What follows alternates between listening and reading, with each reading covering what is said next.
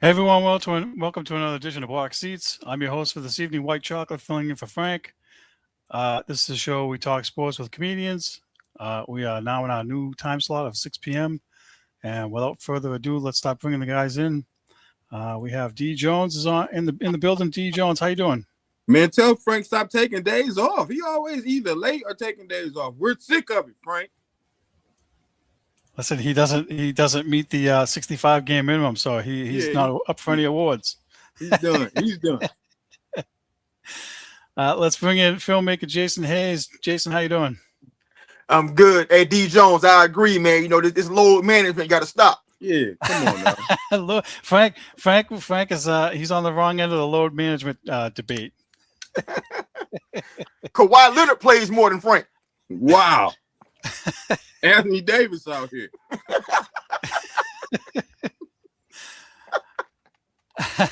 All right, we have a lot to talk about, so let's get things started. Let me do this here real quick. This is breaking news for me, at least. I don't know if you guys have seen this as of 5 o'clock. I was watching this right before we came on. There is new information on Diana Rossini and Mike Vrabel. Apparently, the Post went to her house on Easter Sunday and told her about the photos. She then got on the phone with a management crisis manager to try to figure out how to mitigate this issue. And she also had time to work with Mike Vrabel to figure out how they were going to spin this. The Athletic asked for more proof, like photos or like some kind of texts or something from the airport that says, hey, you booked this trip. And she couldn't come up with anything. So now there's even more scrutiny here. So, D Jones, what's your take on this breaking news here going on with these guys? Who wanted to catch them? This was not just a random bystander. Like, look, let me take a picture of these people. This seemed like some private investigation type of situation. Like somebody was had some knowledge of this and wanted to catch them because it seemed like it was secluded somewhere nobody knew about, and they was by themselves. Allegedly, it was other people there, but that's all we seen. So, who's behind this investigation? Who wanted this to come out? That's my thoughts. All right, I'll share mine after at the end. Jason, what's your thoughts on this new information coming out here with them? The thing that I find most interesting is that somehow she's the story. Like everything I click on, it's her. She's the one at the headline, Diana Rossini. You know, how does she do this? How does she do that? It's all deflecting away from the other cohort in this. So for me, Well, he's an innocent bystander. right, you would say that. But they're both married. They both did the same thing. And yet she's lost her job and he doesn't hardly ever get mentioned. To me, this whole thing is BS. Anything that talks about her and not talk about him and his job and his responsibility, his culpability, it's all just BS to me. And I should mention that there was a statement from an NFL spokesperson who said that Mike Vrabel is not being investigated per their code of conduct. Conduct detrimental to the league, blah, blah, blah. They're not investigating him at all. So I agree with you. He's getting away scot-free. And I don't know if Rossini and Vrabel both decided that she was going to take the hit, you know what I mean, as part of what they were corroborating together. But at some point, he has to answer to not the fan base so much, but to the team, to the crafts, and to the players in that locker room, because you can't have a head coach going, do as I say, not as I do. You know what I mean? That won't wash in there. So I don't. He's not going to lose his job or anything, but there has to be something coming on down the line here as they investigate this. So I just thought it was a sign though for the Patriots. Nothing's gonna happen to Vrabel, man. I mean, they're intentionally not talking about him and making her the story. This is spin. This is classic spin away from him to put all the onus on her. It was her. It was her. It was her. Meanwhile, he gets to go do his philandering life the same as she did, except he ain't got to lose his job in the process.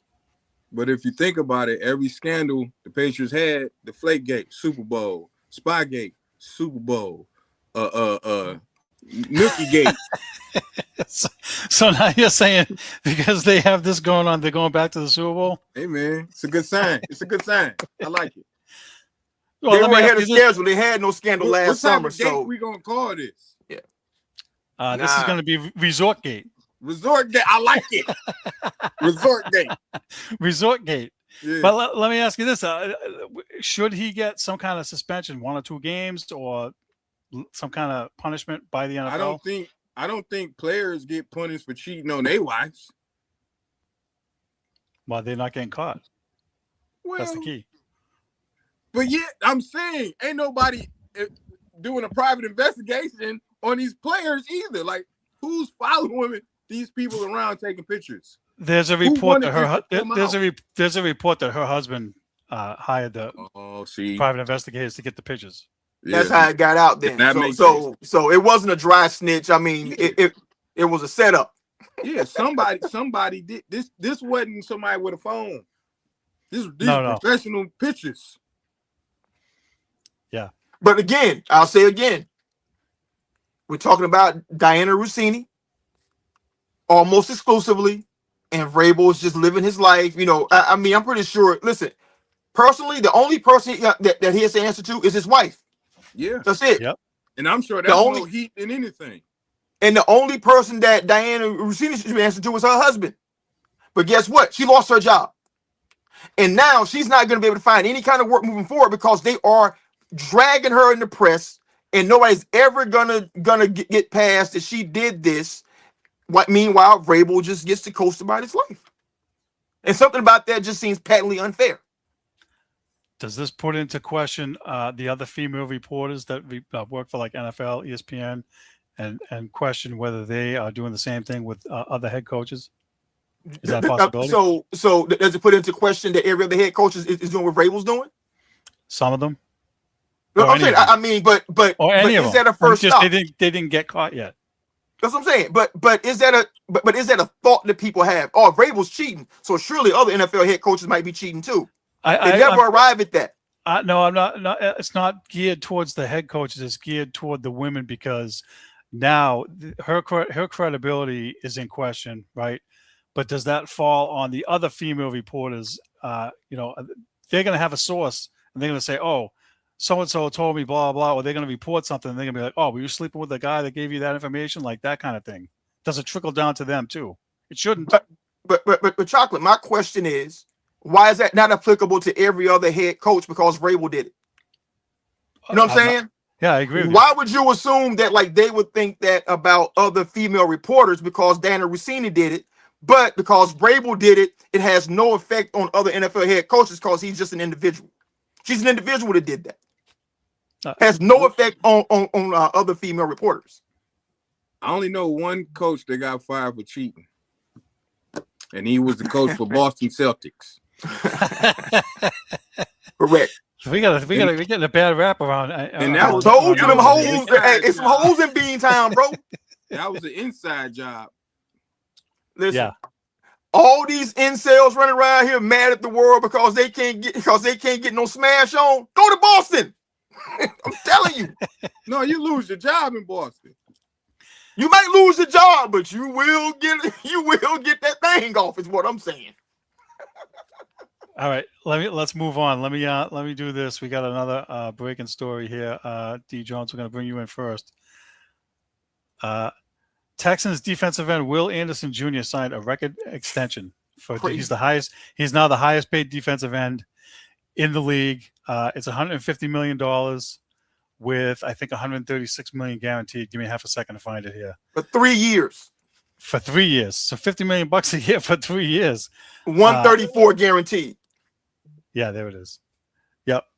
So what's your thoughts on Will Anderson getting this record extension? How many more of these are we going to see? Next year is going to be somebody else.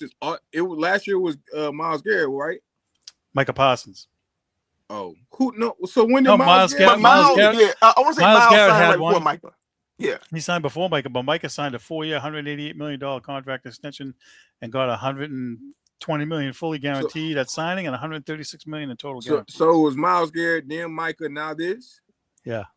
Like Yeah. this is where they getting all this money. Like it's gonna be somebody new next year. So, okay, I mean that's great for him, but then next year it's gonna be somebody else, man. So I really should have played sports. I mean, but you would have had, been great at it too, D. Jones. No, I was good at basketball, but I'm 5'9". You gotta be super good when you 5'9". You gotta be great, man. But congratulations to him. He's a great. Texas got a hell of a defense, man.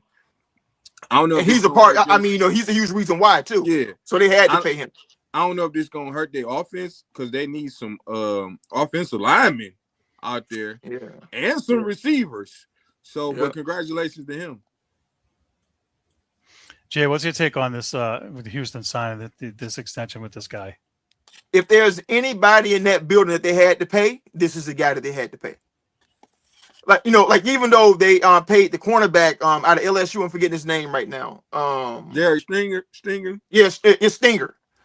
Stingley. Stingley. Yeah, Stingley's that dude too. So they paid Stingley, but in terms of importance to the, to the defensive team, which is like the overall team, you got to pay Will Anderson. And he's young. I mean, what is it, like 22, 23 years old, something like that? So he may get another contract after this. Right. They had to pay. So let me throw this out there, right? 24. We've been seeing, we're talking about, hey, they need offensive linemen.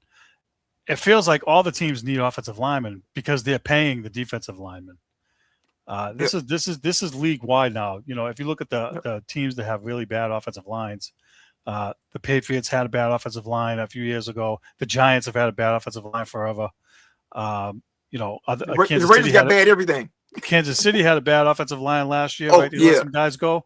Yeah. So it feels, but they signed some guys on defense. So it feels to me like the league is taking care of the defensive guys. And my question to you is also, what kind of message does this send to the locker room when you do pay your top guys versus when you don't pay them?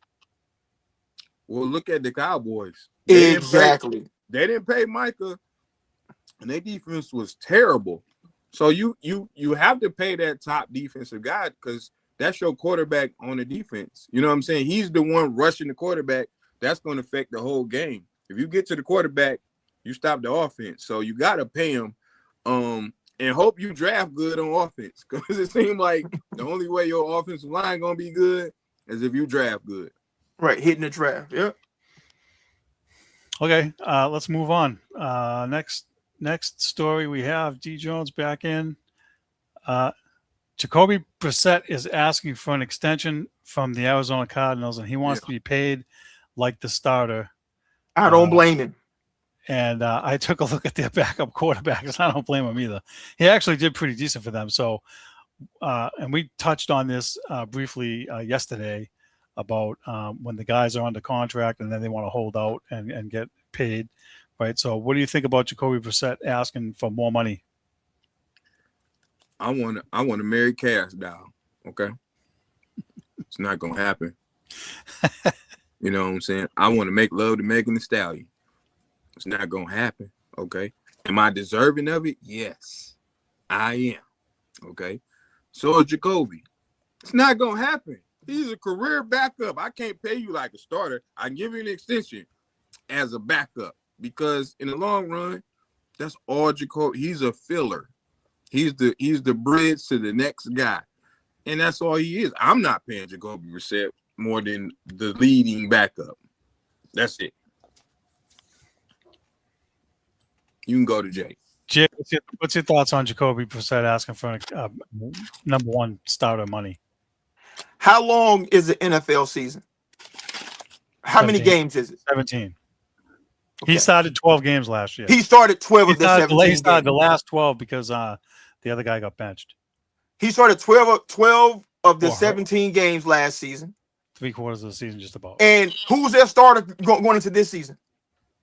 It's either him or Gardner Minshew or Keydone Slovis. I don't know who that guy is. So you Right. got a choice between him and Gardner Minshew, and I think he's better than Minshew, don't you? So who's going to be the starter this year? They haven't decided, but they haven't told him. But he's asking for starting money. Gun to your head. Who's going to start for the Cardinals Brissett next should year? be the starter. Correct. My opinion. Correct. So he's an NFL starter. So pay him like an NFL starter because that is what he is. So why would you want him, who was brought in to be a backup, who got thrust into starting 12 out of 17 games, and you traded away the franchise quarterback in the offseason, leaving him as the heir apparent to take over as a starter next year? Why would you not pay him for the job of which he is going to be doing? Like, NFL starter money is not, listen, defensive tackles and defensive ends and linebackers don't hit him like he's a backup. He takes starter hits. He has to run a starter offense. He's doing the job of a starter. Pay that man what he's worth. How many games for the job he's doing? How many games out of them 16 did he win? Does it matter? Yes. If I'm paying you, I want some results. So when Drake May sucked last year, he should have worked for free? When did Drake May suck? 2 years ago, not last year. So when Drake May sucked, he should have not got paid? Jacoby Brissett was the starter then, and Drake May took his job. That's what I'm saying. Every year, there's only one team, there's only one quarterback who holds up the trophy. So everybody else takes the same amount of hits they play. I mean, record does not matter. The record is not a factor in that. I know it don't matter, but I'm saying I can't pay you as a starter. It's like, what job am I doing? If I get hired to be a director, see, that's why you have scale. And that's what I was about to say. It should be, you should get paid on the scale. Like, no, I don't see how the next person up make the most money when you ain't the that, best. I just don't. That ain't scale. He's the best quarterback they got. He's the best quarterback in that building, in their locker room. He's the best dude that they have. Like in a director's guild or the WGA, you have scale. That means that there is a baseline amount of money that you got to pay this person if you have this job. If I get hired to be a director, for a feature film, there's a basic minimum amount of money. You cannot pay me less than that because I'm the director, which means I'm doing the job of a director. You can't say, well, we really don't know who you are. You was an AD last week. Well, I'm not an AD this week. So you got to pay me what directors get paid because I'm doing the director's job. He is head and shoulders their starting quarterback for next season, and we all know it. Unless they sign somebody in the offseason. Just a real quick question. And it really ain't got nothing to do with how much you should get paid. If you're the Cardinals, are you trying to win games this season or lose and get a better draft pick? But that has nothing to do with him. No, I'm saying he's starting to Minshew. I want to lose. I'm just saying, for him, if you want to pay him backup money, put a clipboard in his hand and give him a cup of Gatorade. But that's what I'm doing. Because that's the job he'd be doing. Possible. Right. I'm starting a guy we can't name. Right. But if he's starting, pay him starter money. Okay. I agree because I think what he's really looking for, and I don't know what the number is, but maybe he's only asking for like 20 million. He's not getting 40 or 50. That's insane. That's definitely a no. He's not in the class of like the top 5 guys, but whatever the league average is, like if the average is like 20 million or whatever for the middle tier guys, he should get that because he's more than just holding the clipboard now at this point. But he that's true of 26 other quarterbacks.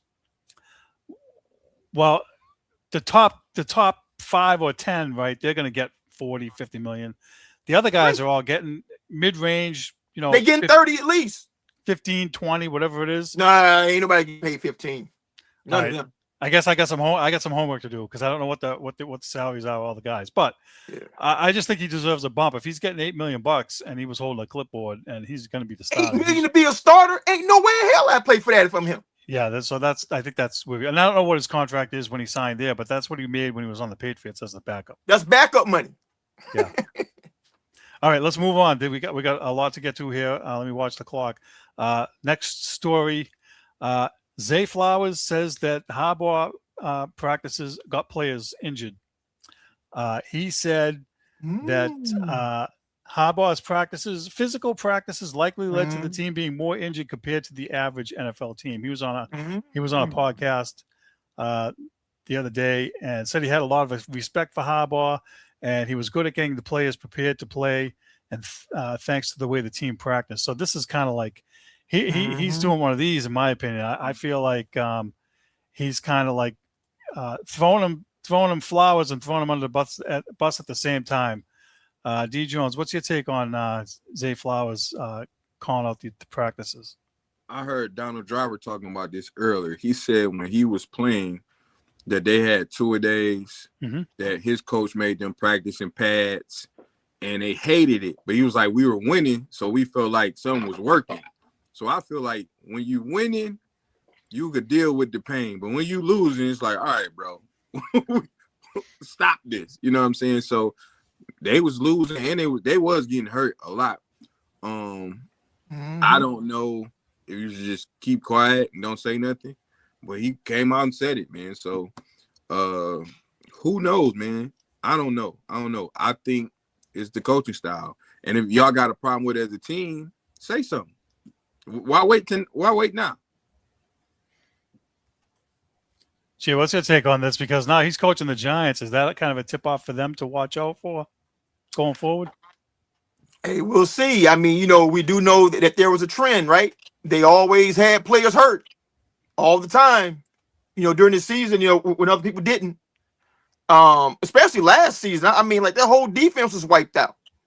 And the year before that, the whole offense was wiped out. So if there's a player who's on the field, and he ain't a rookie. I mean, Zay Flowers been there for like 3 seasons now, 4 years now. So he had a chance, to like see it. So if he's saying this is what I think happened because dudes is getting nicked in practice, then that's probably what it was. And you can't say anything about that, man, because Harbaugh was the second most tenured coach in the NFL. You know what I'm saying? He was entrenched in Baltimore. So how can he say something about a coach, man, that's a made man? You go out there, you do your work, and then, you keep getting the same results every season because he's doing the same thing over and over, dudes being hurt. So let's see if it's different this year, where they're not doing all of that. And let's see if the Giants have a rash of injuries the same way Baltimore did, in all these previous years. So let me ask you this, because the rules are different now. Donald Driver was talking about the 2-a-days and double practice and all that stuff. Yeah, nobody does that, though. They don't have those rules in place anymore. So is it a case of Harbaugh maximizing what he's allowed to put the players through in order for them to succeed? Harbaugh probably an old school coach, man. He just they took that away from him, but like you said, he did as much as he could to keep going how he knows how to coach. I just feel like if the whole team getting hurt, somebody should say something. Hey, coach, something wrong somewhere. Something going on. They keep getting hurt in practice. Let's do something about this. I'm not even saying the players should say it. The assistant coaches see it too. Right. Something wrong somewhere. But for me, man, it has to be something, right? Because if you keep getting the same thing, the same result over and over, and you're doing the same thing over and over, maybe it's that thing that you're doing. Well, part of the reason I bring this up too is because if you look at the Patriots last year, they were relatively healthy. They had one of the teams that had the least amount of injuries. So is that like a precursor to like, okay, here's how we have to manage these guys different? Well, it's a different organization. The Patriots is probably the greatest organization in all the sports. And so you just got to realize what we're dealing with. You know what I'm saying? Ever since Drew Bledsoe on down, you know what I'm saying? From Belichick to before him to now, So you can't really – that's the bad example. All right. But I will say this, players do seem to be playing longer and they're a little bit healthier than in previous years. Because if you check like old school player stats, like in your mind, you remember this dude being dominant. And then you go back and look like, man, he really was only good for like 3 years. And then he was washed after that. You know what I'm saying? So that's what the two-a-days do. And I think that the NFL figured that out. They was like, if we're going to do all this, man, that's wear and tear on our product. And so we're not going to have that long a time to have this dude on the field. So I think there's something to it. I mean, they don't do anything willy-nilly. Trust me on that. You got to realize they're expanding the amount of games they're playing too. That's it. They're at 17 now, and they want to go to 18. So you can't beat these guys. I think it's a deal breaker. Like you I think 18 is a deal breaker. I agree. I don't like the 18 game thing. We have enough games already. I know what they're trying to do. They're trying to squeeze more money and more money. That's another conversation for another time when they get the expansion over in Europe. I think that's coming at some point. And they're not getting rid of preseason. Like, I mean, it's one thing to play 18 games and get rid of preseason. They want the getting rid of, and they want that. They're going to have 2 preseason games instead of 3 and have 18 game schedule. That's wild. That's what they're trying to do. Yeah, I think it's backwards. With the 16, because it used to be 4 preseason games, and they took one away, added another regular season. I think that part of the problem with the preseason games is that a lot of the players don't play most of that time. So if fans are paying the regular prices, they're getting pissed off. But I think that hurts them. I think when they had 4 weeks to prepare, I think that between the players, you had less injuries and you had a better product, I think, coming into the season. But let's move on. We got more to get to. D. Jones, we'll go back to you. One more football related story here. Former NFL wide receiver Alshon Jeffrey was arrested. That's wild. For insurance fraud and failed to disclose insurance benefits or payment. Fraud investigation regarding a car accident. These poor guys. What do you think about Alshon Jeffrey doing this fraud here? He must be. You think he's a hurting unit? Is that the guy who used to play for the Philly that used to drop all the passes? Yeah, that was him. Stone hands. Yeah. He should have tried to get his hands insured because something was definitely going on with him. He might have had a case then because his hands was broke. So he might have had a case. This wild, man. I had did a show with Big Baby Davis, and then he was like, man, I said, hey, man, what's up with this arm wrestling? You got some money? Because I'm about to get locked up. And that's exactly what Big Baby's in prison for, the same crime. Yeah, and so that's what I'm saying. It reminds me of Big Baby Davis. He doing 2-3 years now. So, these players, man, I don't know. Jay, what's your thoughts on Alshon Jeffrey? My first thought is this. A nickname Big Baby in prison just doesn't seem conducive. It don't. But I don't know if they're gonna try him. He's big. Boy. That sounds like a name to get you diddled. To me, listen, man, like, the statistics, Chocolate, man. You know that, like, within 5 years of retirement, most of these dudes are bankrupt. Yeah. And so if you use like that quick money, I mean, like big money, it's hard to go work for $60,000 a year. And so if there's any kind of hustle that that they can run, it's going to get them access, to like money, especially like in the 6 to 7 figures. You got to be a strong person, to not take advantage of that. And most of these dudes just don't. They ain't built like that, to like be honest in that thing. All right, let's move on. Next story. We're gonna mix it up. Every once in a while, we like to mix it up. We haven't really mixed it up for a bit. We're going to put this in here.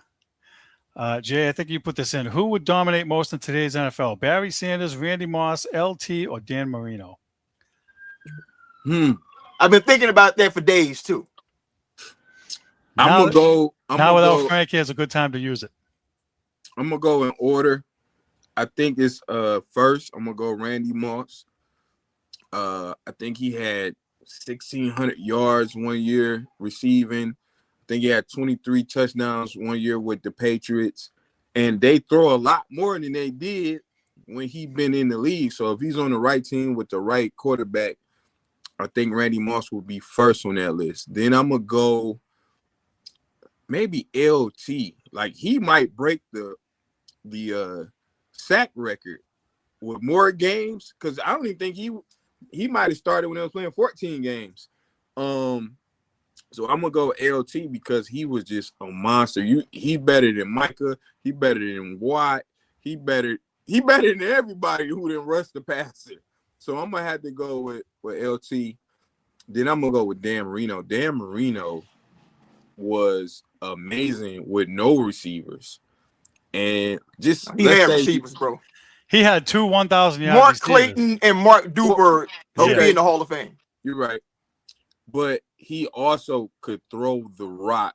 I'm talking about he could throw it. He could sling. Dan Marino. The only reason I got him third because he can't run, and nowadays you need to be a little dual threat. Then I got to go with the greatest running back of all time at fourth.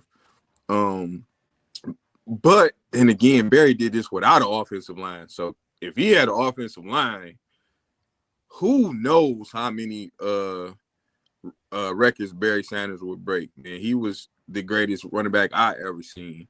I just hate he was on the worst team I ever seen. But that's the order I got. Randy Moss, LT, Dan Marino, Barry Sanders. Jay, the floor is yours. I'm amazed that D. Jones can walk the streets of Detroit. I can't. I'm amazed. I'm amazed that he's safe at all in Detroit. They know I don't lie. Okay, so the question was, who you think would dominate most? Well, everybody on that list is in a dependent position, except for Lawrence Taylor. Offensive lines are porous, and they throw the ball 1,000 times a game. So you're going to have to block that dude many, many, many, many, many times. And you got to be right way more times than you're wrong. And I don't think that you're going to be able to stop him. Now, it's like D. Jones said, Randy Moss could if he get a good quarterback. Barry Sanders could if he get a good offensive line.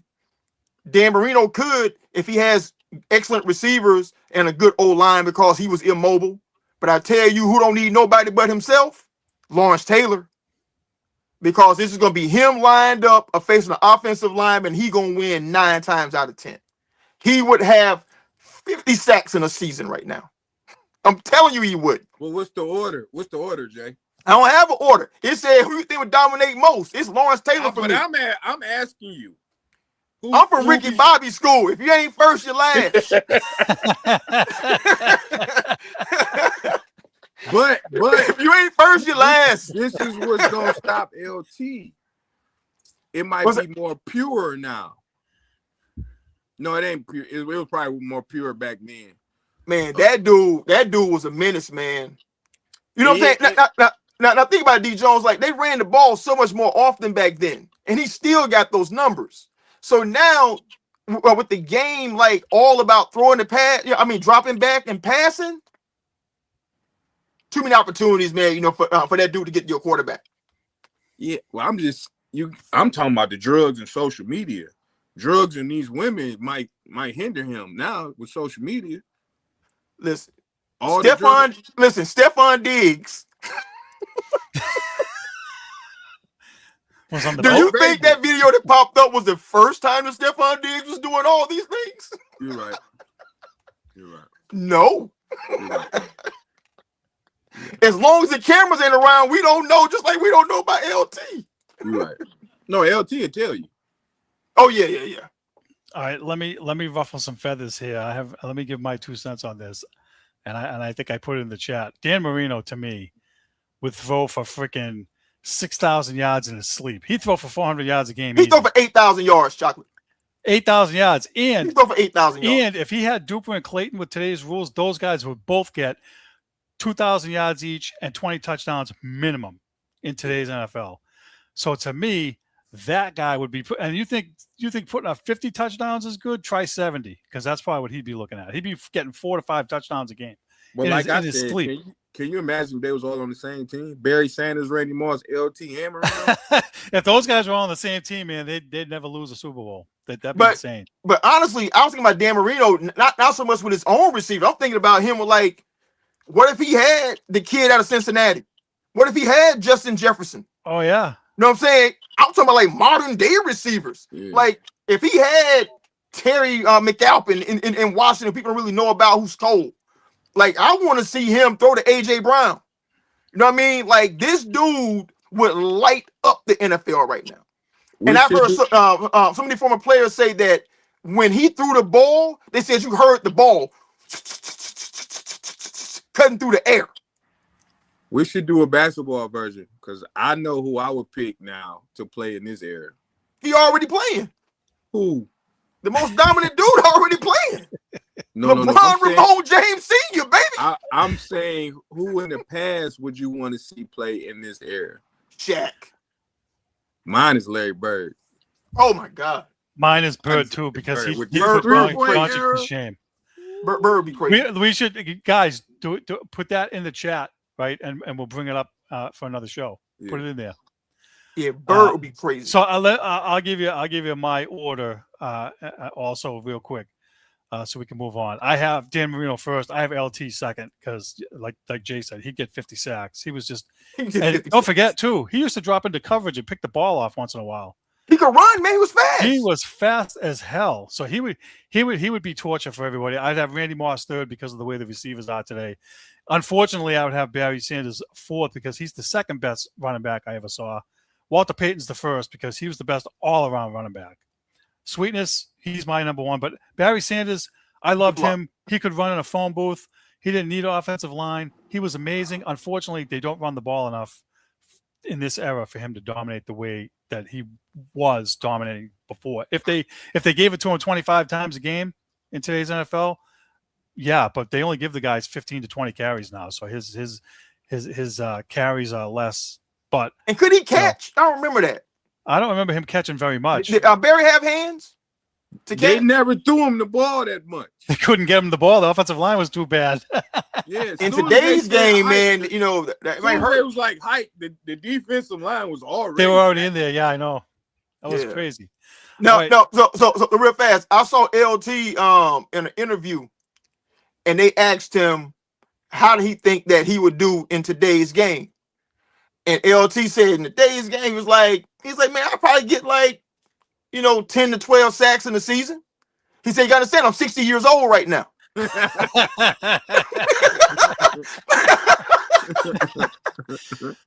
Listen, send him to the Patriots. I'd take 10 or 12 sacks, right, D Jones?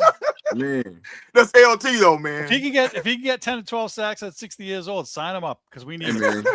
Listen, just play one half.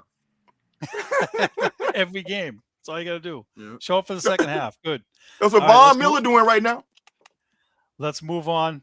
D Jones, back to you. We're going to continue to have more fun. I thought of this question earlier, and because WrestleMania is tomorrow, and because Jay said that the only way he would watch wrestling is if there was baby oil and bikinis, the question is, who are your top 4 female celebrities or athletes you would like to see in an oil wrestling match? Wow, this is very misogynistic. Okay, Well, let me put the disclaimer out. The views expressed Yeah, are not especially necessarily before D. those Jones of Fox Seats. yeah. Why would you ask me this first? especially before D. Jones speaks. The All right, you wanna 4 go- female celebrities or athletes I would like. You want to go? You want to Oil go second or last? wrestling. Yeah, let Jay go first. Let me think about this. Oh, I come haven't- on. And I already have my answers ready, so Well, I you go go first. I go Yeah, first. I'm If you like, guys, Yeah. You go you first, go Chocolate. first. I give you guys a chance to think about it for a second. Stew on this. All right, I have golfer Paige Spiranac and tennis Anna Kournikova. Both those two in a bikini match, oil match. That would be something to see. That I would like to see. And I would have another match with these two. It would be Sofia Vergara and Salma Hayek. You just took 2 of mine. That was the 2 I was thinking. Listen, those two are going to be 2 of everybody's. And I have a confession to make here, which is probably going to get me in hot water if it hasn't already. Salma Hayek is my celebrity crush. She is killing it and she's 60 years old. So Mhm. you can't be. She did Sports Illustrated last year. If you haven't seen those, man, check it out. Yeah. All right. Hey, Chocolate, I looked up some of those on your list, and it's like a decommissioned Little Debbie factory. Hey, D Jones, what that mean? What that mean? They No white. cakes. No cakes. Well, Sophia and Selma. Now that's She ain't got no cakes either, man. But You know what I Sophia's so mean? bad. Sophia, 85 years old. Sophia's cold, bro. It's a decommissioned Little Debbie factory, man. No cakes. Okay. I apologize for that. And shout out to Sports Illustrated. I apologize for that. I wasn't thinking about cake. I was thinking about chicken. But Steve, listen. Steve, Nia Long, 55. She just did Playboy. So Little Debbie factory for her too. How about that? I'm All gonna right, who's going next? I'm gonna go Megan Thee Stallion. I knew you was gonna go with her. I gotta go Megan Thee Stallion. And I'm probably gonna go with who else? Megan and Lotto in a tag team all wrestling match versus that's it. They're the only two I need. The City Well, if they're Girls. a tag team, who are they Both wrestling the against? City Girls. They're going to wrestle against Sofia Vergara and Salma Hayek? No, that's not fair. That's not fair. That's not fair. No, you know what? I'm gonna go. Shout out to our brother. I'm gonna go Jada Fire. Oh my God! And Roxy Reynolds versus Why not Cherokee? Lotto and Megan Thee Stallion. Why not Cherokee since we going there? Oh, you know what? I'm gonna let him say her view. Go ahead. Well, since we going there, I'm That's gonna go hard, Cherokee. You gotta have Meg in there. Yeah. Let's see. Who else, man? Would be cool. An event like that. Okay, Cherokee, Meg. Dang, that's tough on the spot, man. Because 15-year ago, Serena. Yeah, I was thinking that, but need one more. I don't know, man. Because all these people starving themselves now. Lizzo. Yeah, let's go with Lizzo. Let's go with Lizzo, man. Now, even though she a decommissioned Little Debbie factory too. Now listen. And then Glorilla gonna run out of nowhere. So think about all of these. You could have women's oil wrestling match at WrestleMania and have all these ladies that we picked, and I think it would be pretty good. These CJ, thoughts then you are can brought watch to it. you by Steve. What's that? These thoughts are brought to you by Steve. Right. I already put the disclaimer that these the views expressed are not necessarily those of box seats. Thanks for the companies that was gonna pick us up. It's just the people that's on box seats that's saying these things, but not box seats itself. Yeah. We don't All believe this. We don't want to see Megan in all. But listen, bro, this is when you wish that you could have a call-in show to let dudes just call in and tell you their lists and why. It'd go an hour. Let's we do a whole show just on that. Put this in the group chat. Let us do it again. You want to do it again? We can do it again. Yeah, let's do it again next week after WrestleMania. Let's revisit this. Yeah. All right, cool. I'll put it in there. Let me say this. Thank you guys for playing. No problem. That was a great game. Yeah, great game. Let's move on. I know that we need to get to the NBA playoffs, but there is one basketball story we need to touch on here real quick. Notre Dame and Villanova men's and women's basketball set to play in Rome November 1st next year. And so I want to get you guys' thoughts on what you think about college basketball going to Rome. Now, there's a little more to it here. Give me half a second. So you're telling me that the Catholic school and the Jesuit school is going to go to Rome where the Pope lives?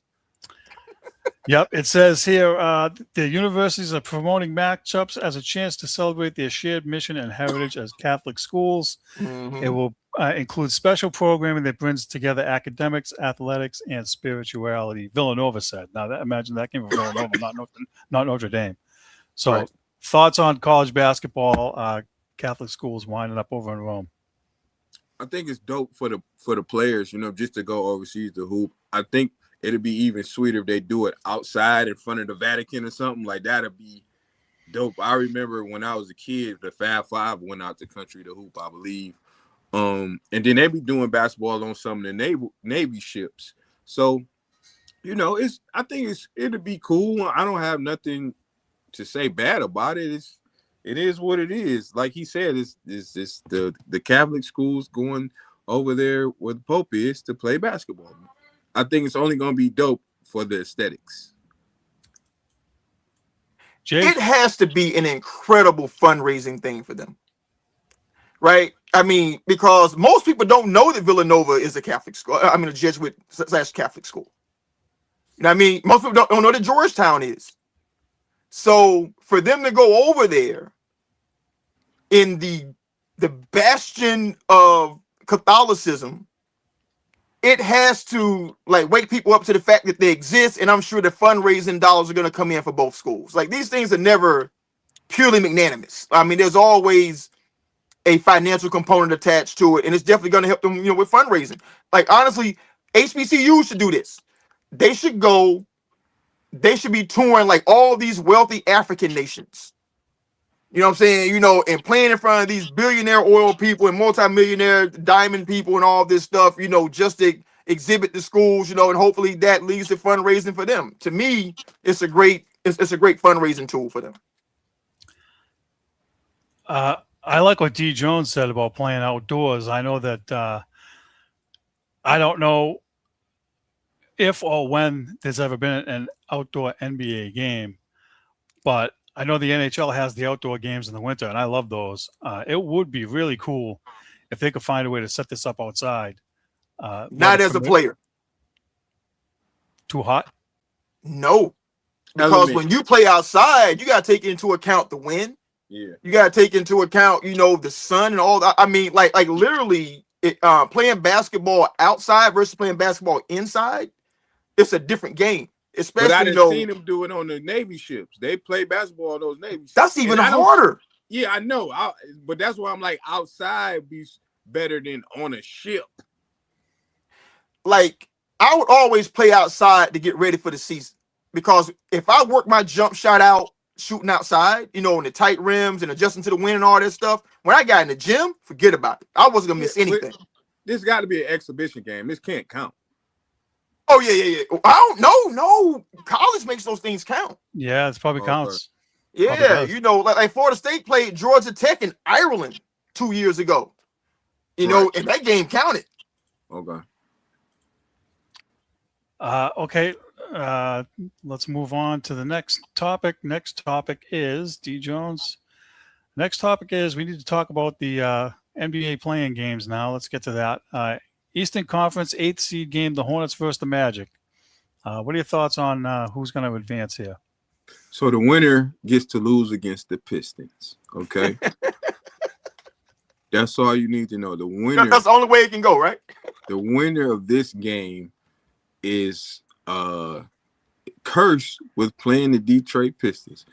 I don't care if it's LaMelo, Jello, or Othello. Pistons in 4. Okay, it could be Magic Johnson, the Magic Kingdom, or David Copperfield doing magic. Okay, Pistons at 4. Okay, bring it on. Let's hurry up and get this game over with. We've been resting. I don't want us to get rusty. We waiting on. Come on to Detroit on Sunday at 6:30. I'll be there. I hope you be there too, Hornets. So we want Melo. We want LaMelo. Bring us LaMelo. All right, you want LaMelo. That's Jay. Who do you want to see advance? Or who do you think will advance? Since the Miami Heat is my team, and LaMelo goofy ass tripped my best player and cost him the game. I want nothing more than to see them lose by 7,000 points. It probably won't happen, like in a blowout fashion. But I think that, when they look back and they saw the missed call and what that meant to the Miami Heat, I'm gonna expect the refs to call Charlotte real tight tonight. I mean, so tight to the point that it might be a disadvantage for them, to climb uphill. If Orlando just does their job, like make shots, make the shots you're supposed to make, they should win this game, because I don't think the NBA wants the stench of a team advancing when something so egregious happened to the team that they beat by 1 point because their best player was taken out of the game in the first half. Okay.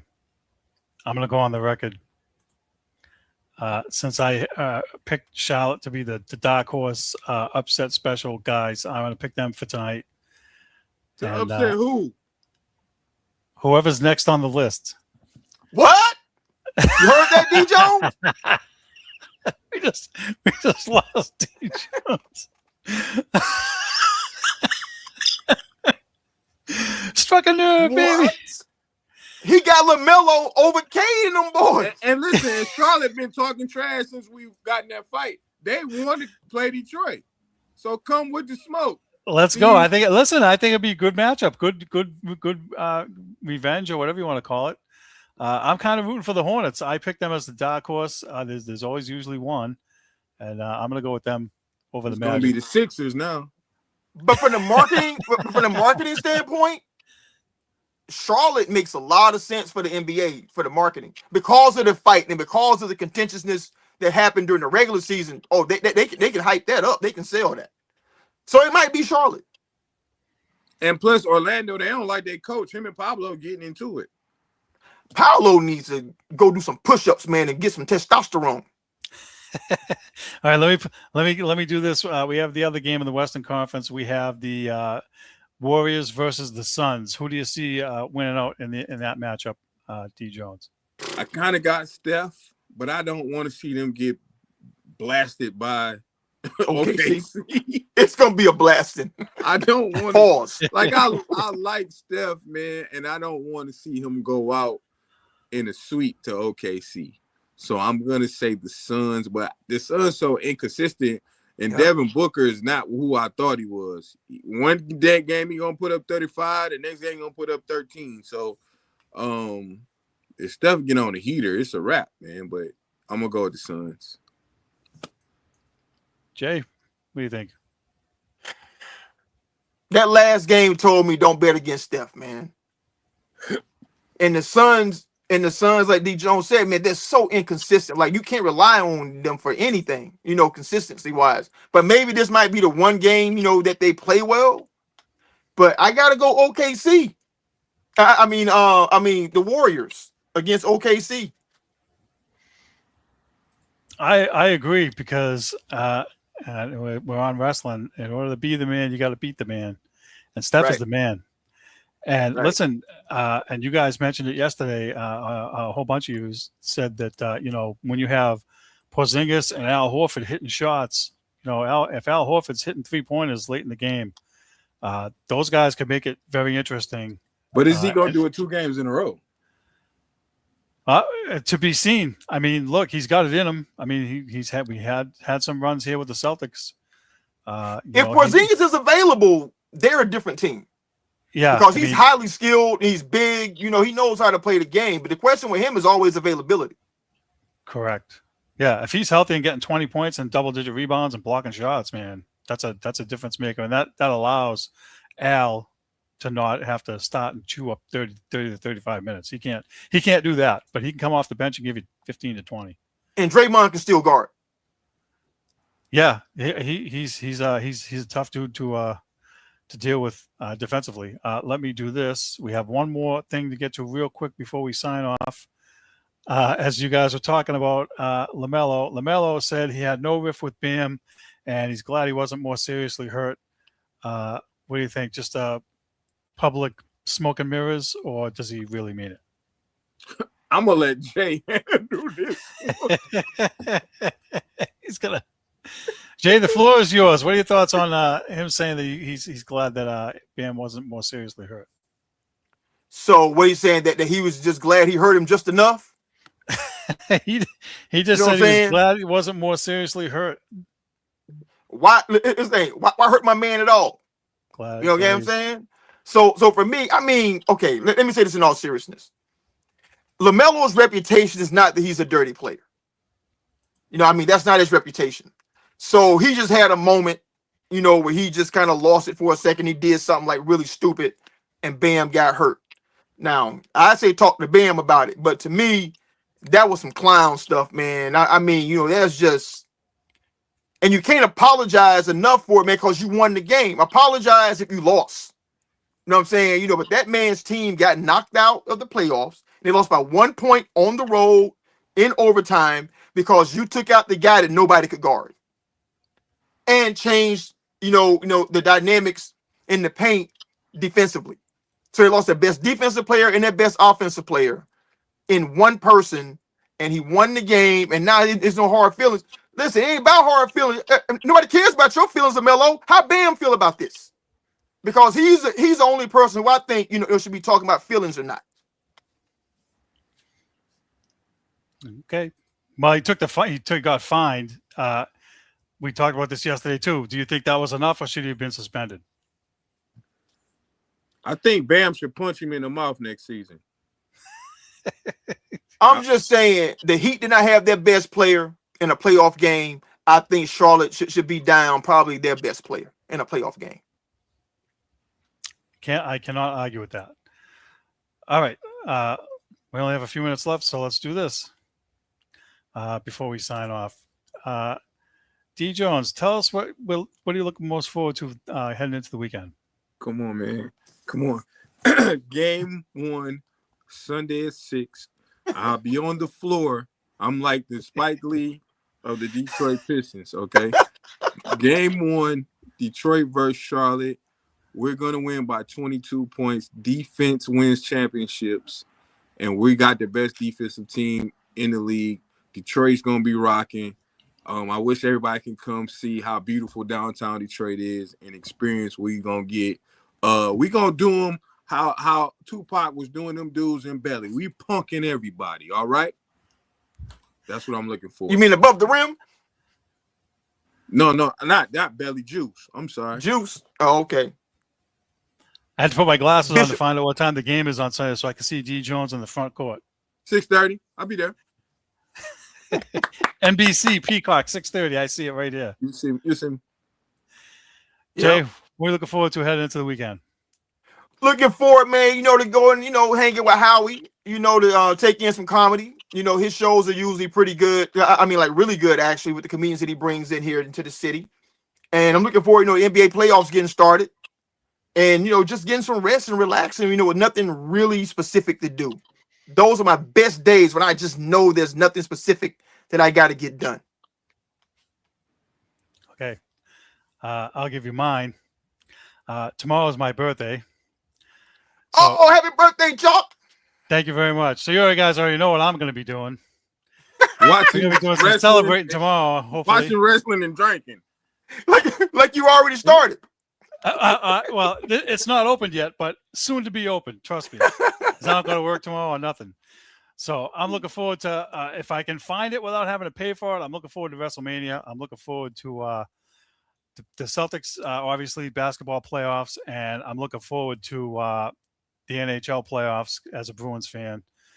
They're starting on Sunday as well. So I got a full slate. I got a lot going on. And as you know, also, now that the weather's nice, the child support mobile may have to take a spin. So we might be rolling out tomorrow afternoon before all the wrestling and the festivities. So, guys, thank you very much. Go ahead. Because you said what you said, I'm putting my money on Boston to beat the 76ers. I like that, D. Jones. I like that.